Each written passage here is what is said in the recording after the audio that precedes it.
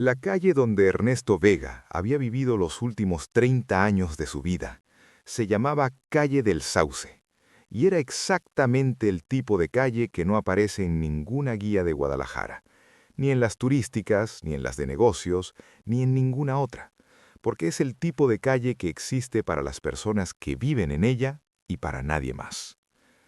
Casas bajas, fachadas en colores que habían sido vivos en algún momento y que el sol y los años habían ido suavizando hasta algo más parecido a la memoria de un color que al color mismo. Un árbol de sauce en la esquina que justificaba el nombre. Una tienda de abarrotes con la reja a medio bajar a esa hora de la mañana.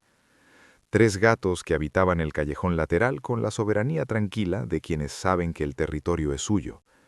Valentina llegó en el coche rentado a las 4:10. Marisol llegó caminando a las 4:05. Venía de la parada del camión, con la misma ropa del día anterior, porque no había planeado quedarse más de un día y resultaba que llevaba 3. Se encontraron frente al número 17. El licenciado Soto ya estaba allí, puntual, con su carpeta bajo el brazo y esa manera suya de estar presente sin ocupar más espacio del necesario. Saludó a las 2 con la misma gravedad breve de siempre. Las 3 miraron la fachada.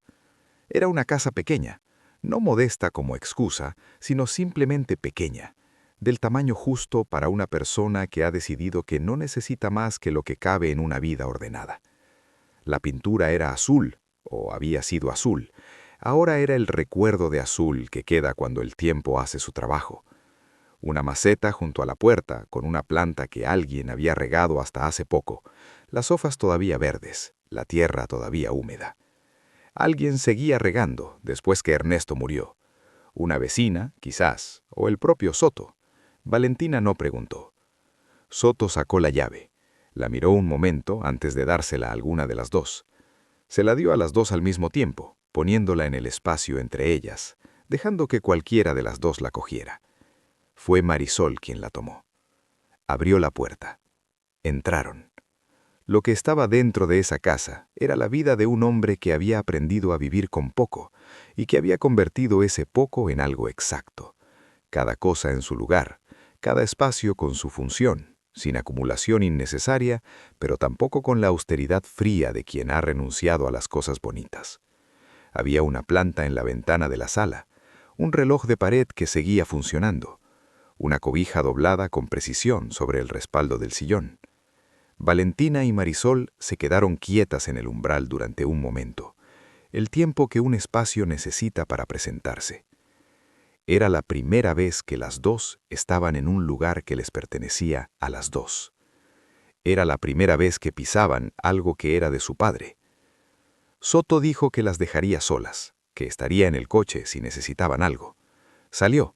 Cerró la puerta con suavidad, y las 2 mujeres se quedaron solas en la casa de Ernesto Vega. Acto 1. Empezaron por la sala.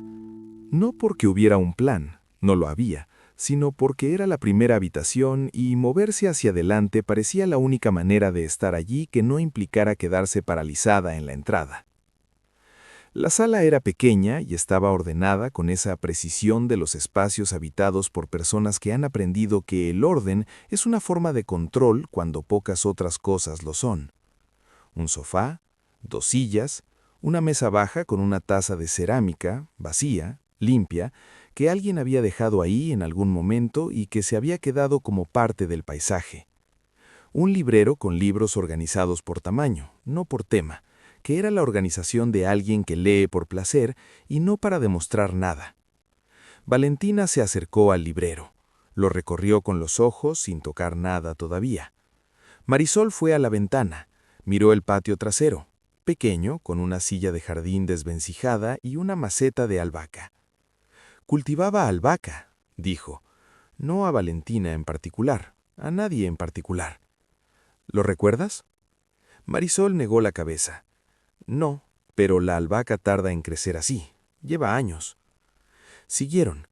En la cocina encontraron lo que cualquier cocina cuenta sobre la persona que la usa, los hábitos, las preferencias, las pequeñas rutinas que constituyen la textura de una vida. La de Ernesto decía, café de olla todas las mañanas. el mismo tipo de frijoles de bote en el armario, una sartén grande bien cuidada y una pequeña descuidada que probablemente no usaba, pan en una panera de madera, sal y pimienta juntas junto al fogón, y en el escurridor 2 tazas, solo 2 tazas.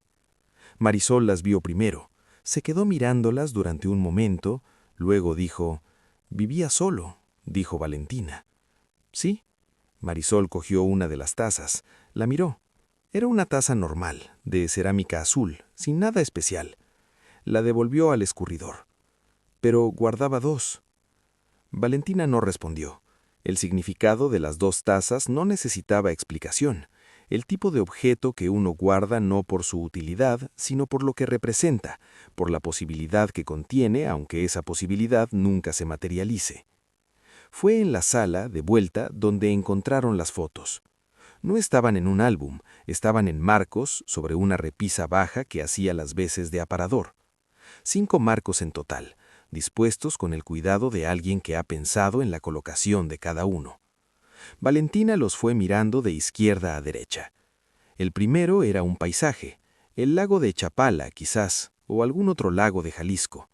El segundo era una foto de un hombre joven con otro hombre joven, Ernesto con un amigo o un hermano, imposible saberlo. El tercero era la calle del Sauce vista desde la ventana de la propia casa, tomada en invierno, con el sauce sin hojas. El cuarto marco era una fotografía de una niña. Tenía 6 años, quizás, 7, cabello negro en 2 trenzas, una expresión seria que era también la expresión de alguien que está intentando no demostrar que está contenta, porque demostrar que se está contento es un tipo de vulnerabilidad. Estaba sentada en un parque con el sol dándole de lado. Valentina miró la fotografía. Luego miró a Marisol. Marisol ya estaba mirando el quinto marco. El quinto marco contenía una fotografía recortada de un periódico, pequeña, en blanco y negro, con la típica resolución de las fotografías de periódico de los años 90. Mostraba a una niña con uniforme escolar recibiendo un diploma de algún tipo. Debajo, en el pie de foto del recorte, se leía «Mejores promedios del ciclo escolar, Colegio Santa María». Valentina se acercó. Miró el recorte. Era ella. Tenía 12 años en esa foto. Lo sabía porque recordaba ese diploma, el del tercer lugar en matemáticas del ciclo 1984, el que su madre había guardado en un álbum y que Alfonso Herrera había llevado a la oficina para mostrárselo a sus socios, porque así era Alfonso, que celebraba las cosas de los demás con más entusiasmo que las propias. Ernesto Vega había recortado esa foto de algún periódico, la había enmarcado, la había puesto en la repisa de su sala junto a la fotografía de Marisol. Las 2 mujeres se miraron. No dijeron nada durante un momento que fue largo y necesario. Fue Marisol quien habló primero, con esa manera suya de decir las cosas directas sin dramatismo. ¿Nos guardó a las 2? Sí. Juntas, en la misma repisa. Sí. Marisol volvió a mirar la foto de Valentina en el periódico. ¿Cómo consiguió esto? No lo sé. Valentina miró la foto de Marisol en el parque. ¿Y esta? No lo sé tampoco. Una pausa breve.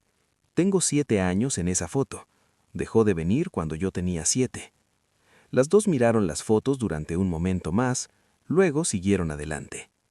Acto 2. El dormitorio era lo más personal de la casa. No porque tuviera muchas cosas, al contrario, era la habitación más austera, con la cama estrecha de un hombre que duerme solo y no necesita más espacio. El armario de madera con la puerta que no cerraba del todo, una mesita de noche con una lámpara y un vaso de agua. Pero en el cajón de la mesita de noche había un cuaderno. Y debajo del cuaderno había cartas, muchas cartas. Valentina las vio primero. Sacó el cuaderno, lo puso sobre la cama y debajo estaban los sobres. Decenas de sobres, organizados con gomas elásticas en 2 grupos, cada grupo atado por separado. Miró la letra en los sobres del primer grupo. Marisol. El nombre escrito una y otra vez en sobres de diferentes épocas, con fechas anotadas en la esquina. El más antiguo, diciembre de 1982. El más reciente, julio de este año, 3 meses antes de que muriera. Miró el segundo grupo. Valentina. El mismo nombre repetido, las mismas fechas anotadas, el más antiguo, marzo de 1984, el más reciente, agosto de este año. Valentina contó los sobres del segundo grupo. 32. Marisol contó los del primero. 39. Se sentaron en el suelo, no en la cama, no en la única silla del cuarto, en el suelo de madera del dormitorio de Ernesto Vega, cada una con su paquete de cartas en las manos, con la misma postura instintiva de alguien que necesita estar cerca del suelo cuando va a leer algo importante. Abrieron la primera carta cada una. El cuarto estuvo en silencio durante mucho tiempo. Lo que Ernesto Vega había escrito en esas cartas era lo que no había podido decir de ninguna otra manera. La conversación que no había tenido con ninguna de las dos, distribuida en décadas de páginas que nunca llegaron a ningún destino, porque escribirlas no era lo mismo que enviarlas. Y él había sabido que enviarlas era un paso que no tenía derecho a dar. Estaban fechadas en los momentos que importan. Los cumpleaños, las navidades, el primer día del año. Algunas eran cortas, un párrafo, dos, lo que cabe en un momento de impulso que no alcanza para más.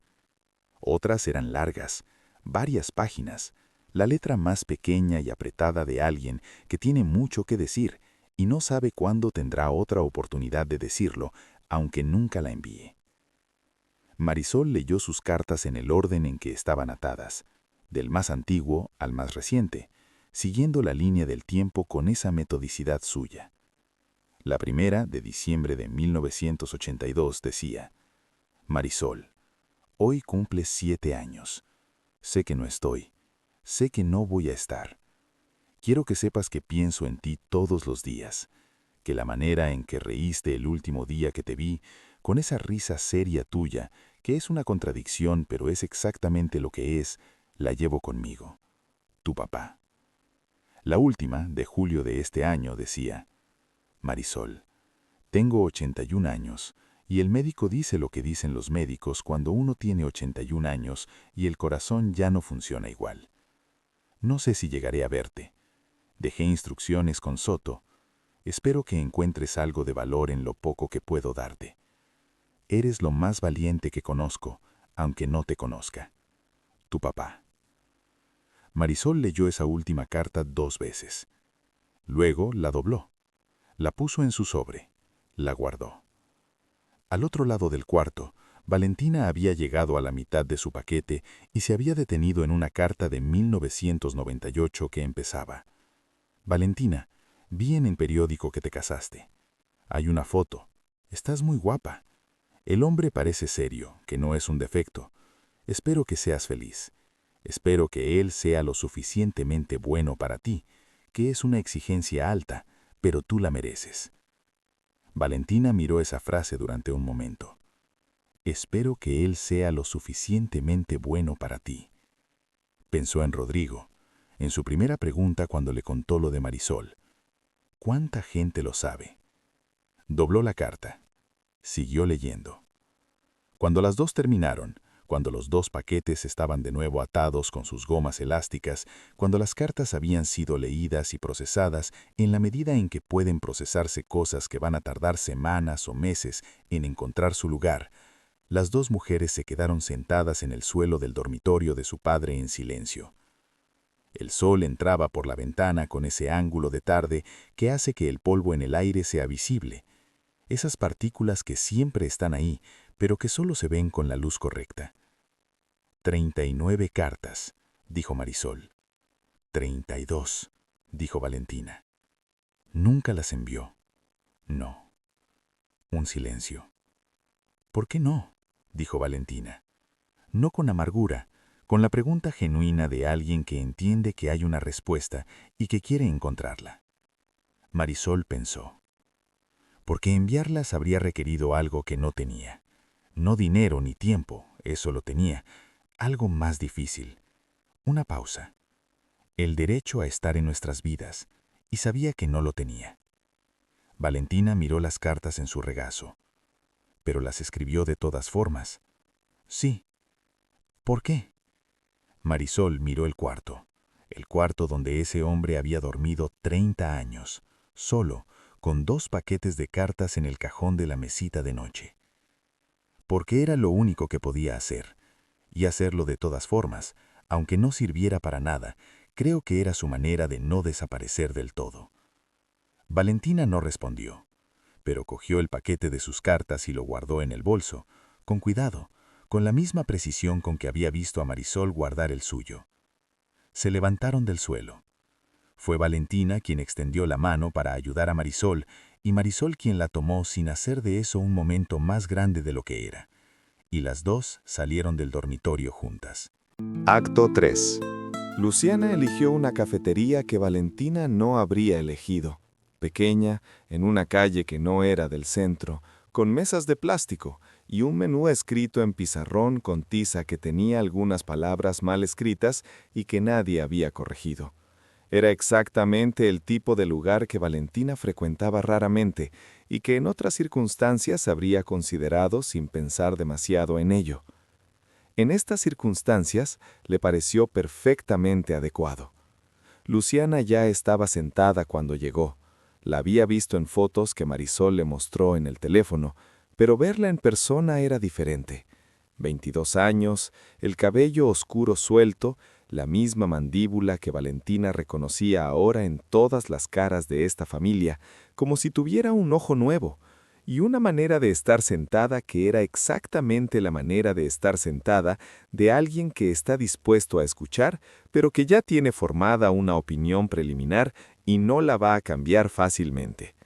Se parecía a su madre, y se parecía a algo más, a algo que Valentina tardó un momento en identificar y que resultó ser, cuando lo identificó, la versión joven de sí misma, la misma manera de ocupar el espacio con precisión, sin desperdiciar ningún movimiento. Valentina se sentó. Luciana la miró durante un momento, sin decir nada, esa evaluación directa que en los adultos puede parecer descortés y que en Luciana parecía simplemente honesta.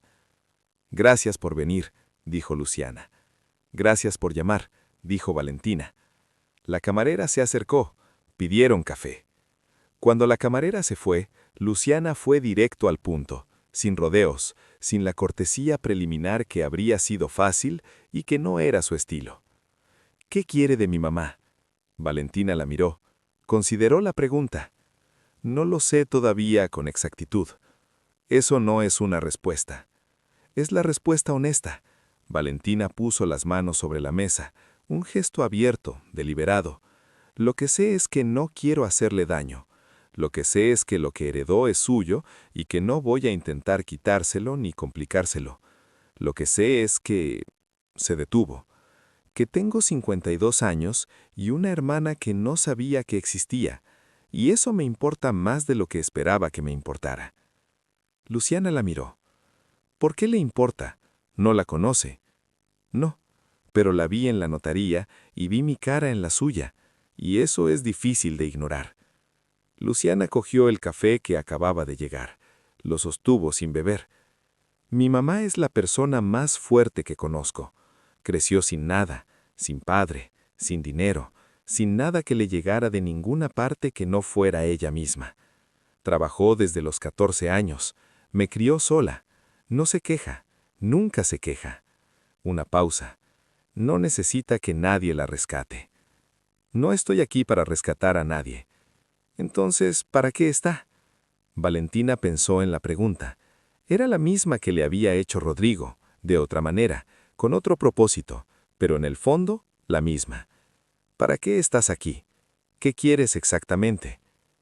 «Para conocerla», dijo Valentina. «Eso es todo, sin agenda, sin plan, para conocer a la persona que existía en la repisa de mi padre junto conmigo y que no sabía que estaba ahí». Luciana la miró durante un momento largo. «¿Y su marido?», dijo. «¿Por qué no vino?» Valentina mantuvo la mirada. «Porque no lo invité». «¿Por qué no?»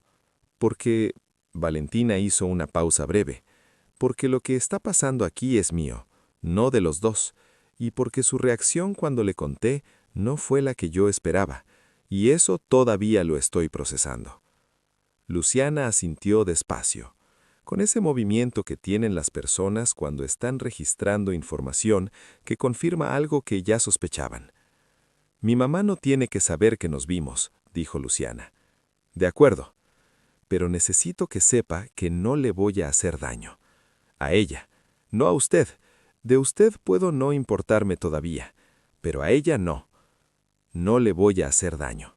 Y lo dijo con la voz que usaba cuando decía las cosas que de verdad quería decir, sin la cadencia de la cortesía social, sin el tono de la conversación de negocios, la voz de debajo de todo lo demás.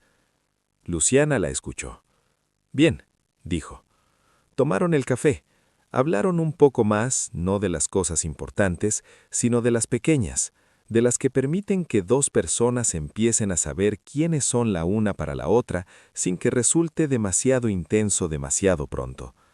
Valentina preguntó dónde trabajaba Luciana. Luciana preguntó cómo era Ciudad de México. Preguntas de superficie que tienen debajo preguntas más grandes que esperan. Cuando se fueron, Luciana no dijo hasta luego ni nos vemos. Dijo, cuide a mi mamá. Valentina la miró. Lo haré. Fueron en direcciones opuestas. Valentina volvió al hotel.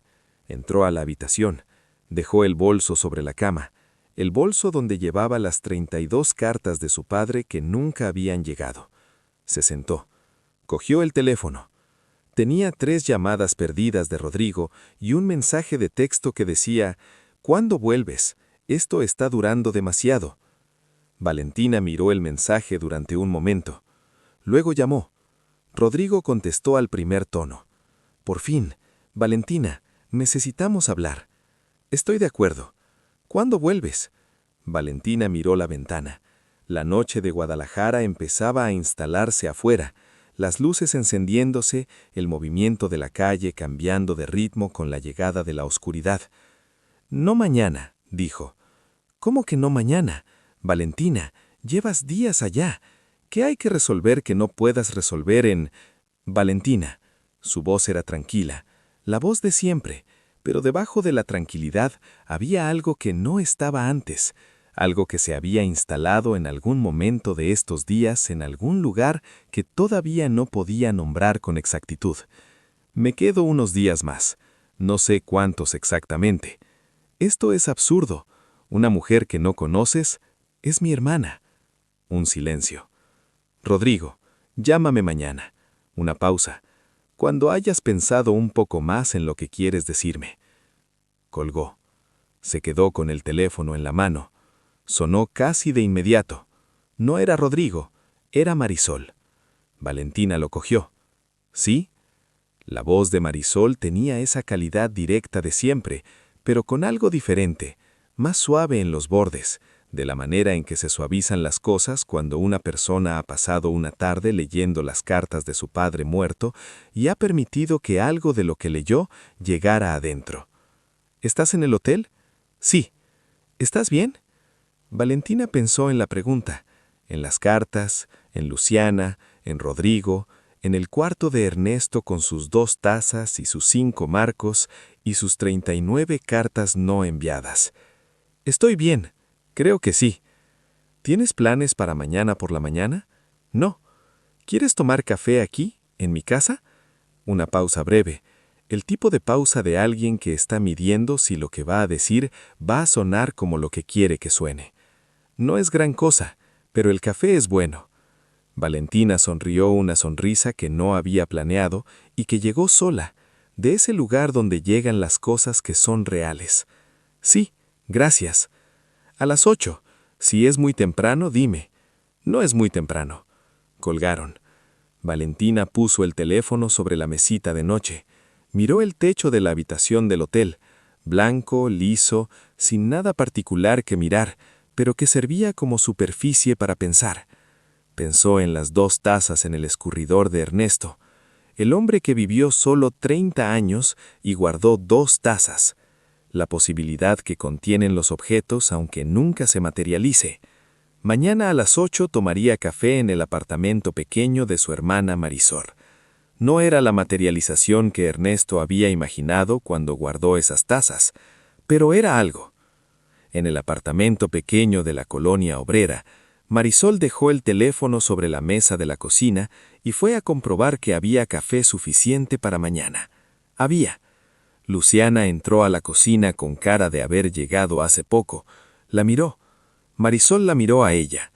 No dijeron nada durante un momento. Luego Luciana dijo: «¿Invitaste a la señora al café?» «Sí», dijo Marisol. «¿Por qué?» Marisol pensó en la pregunta. Pensó en el cuarto de su padre, en las fotos en la repisa, en el recorte de periódico enframado con la foto de una niña de 12 años que vivía en otra ciudad y que nunca supo que existía. Porque leyó 32 cartas que no le llegaron, y las leyó sola en un cuarto que era de los dos, y me pareció que lo menos que podía hacer era darle una taza de café al día siguiente. Luciana la miró durante un momento. Luego fue al armario, sacó 2 tazas, las puso en el escurridor para que estuvieran listas por la mañana. Y Marisol, que había aprendido desde niña a no demostrar más de lo que se elige demostrar, le dejó ver a su hija la cara que puso en ese momento. No era alegría, todavía era demasiado pronto para la alegría. Era el principio de algo que empezaba a tener forma.